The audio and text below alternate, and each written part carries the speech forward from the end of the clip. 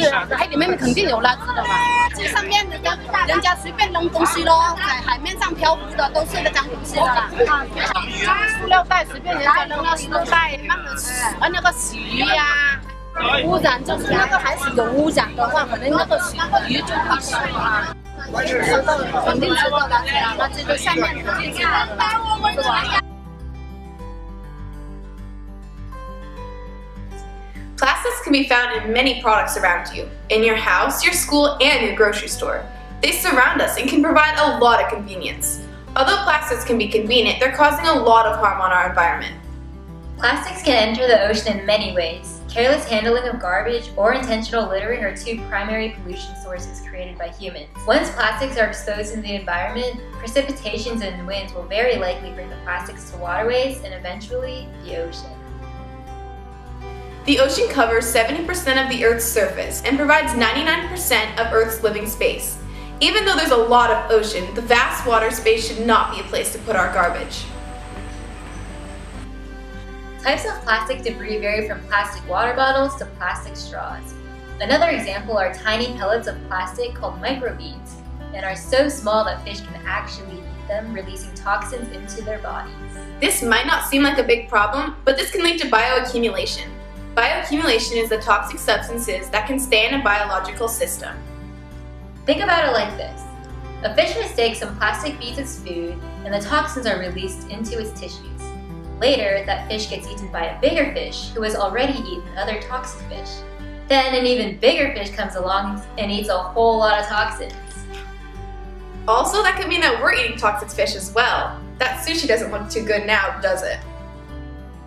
Scientists aren't quite sure yet of the effects of direct toxicity from fish to humans. However, we know that chemicals in them can lead to cancer, birth defects, immune system problems, and child development issues. It can also contribute to reproductive health problems like menstrual irregularities, premature birth, and early or delayed puberty. Sadly, plastic has more effects than releasing toxins. Marine animals such as turtles can mistake plastic for food, and instead of breaking down, the plastic stays in the turtle's stomach. The plastic will then create a full feeling, leading the turtle to eventually die from starvation. The seals might play with plastic netting, which could result in the seal becoming entangled. Once trapped, it can then kill the seal by starvation and exhaustion. Although one plastic bag might not seem like a big deal, eventually all the garbage could end up in a gyre where slowly turning air and sea currents churn around garbage.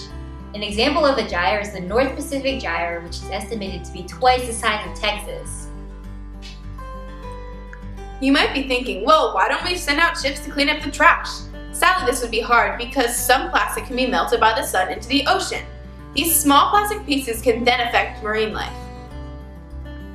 In fact, the UN Environment Program estimated that every square mile of ocean contains 46,000 pieces of floating plastic.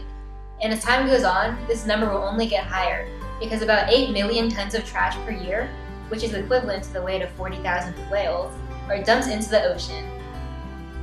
Women can actively help this problem. If you're the main shopper in your family, you can avoid packaging, bring reusable bags, and purchase more reusable products. You could also buy products in bulk to reduce plastic waste.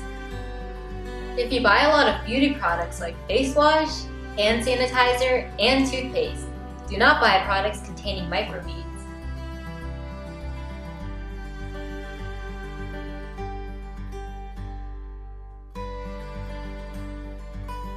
If you're a mother, a wife, a sister, or a daughter, you can educate your family members about the dangers of plastic.